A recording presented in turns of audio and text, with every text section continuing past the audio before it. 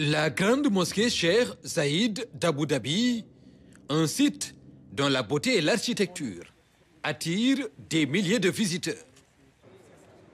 Le président de la République, Bassirou Diomaye Faye et son épouse ont eu droit à une visite guidée de l'une des plus grandes mosquées au monde, avec une superficie de plus de 22 400 mètres carrés.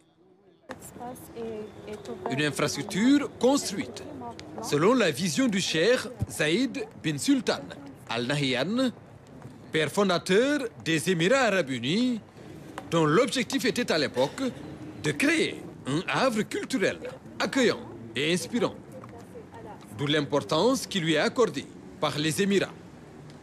Ici, les visiteurs de tous les horizons viennent admirer la beauté de la structure, mais également pour en apprendre davantage sur la religion et les croyances culturelles des Émirats arabes unis. Fruit d'une collaboration d'ingénieurs et d'artisans, sa structure majestueuse a été conçue et bâtie par des équipes talentueuses en provenance du monde entier pour faire de la mosquée un véritable chef-d'œuvre architectural.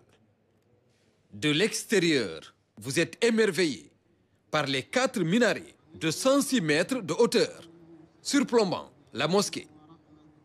À l'intérieur, l'espace est propice au dialogue avec ses styles architecturaux qui reflètent des influences islamiques, mogholes et mauresques.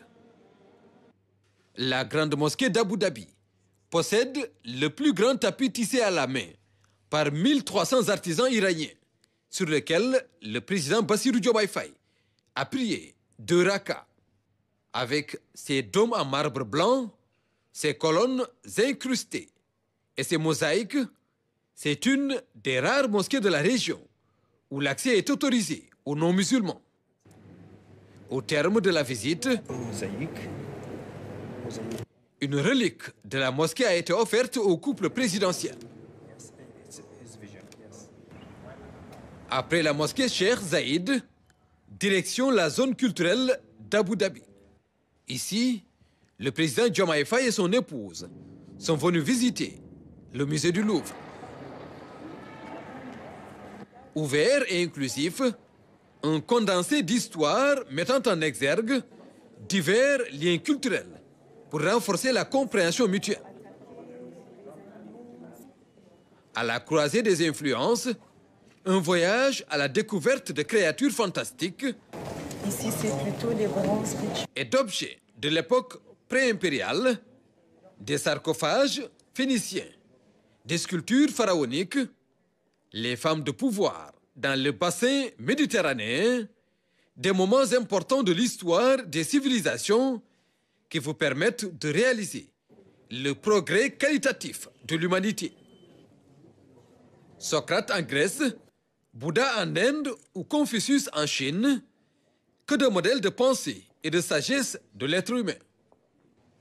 Au-delà des réflexions philosophiques, il s'agit à travers cette exposition de la représentation de la figure humaine dans les arts. L'étrange et le merveilleux, en Orient comme en Occident. Des fascinations et des rivalités qui retracent parfois le paradoxe des échanges entre l'Occident latin et le monde islamique.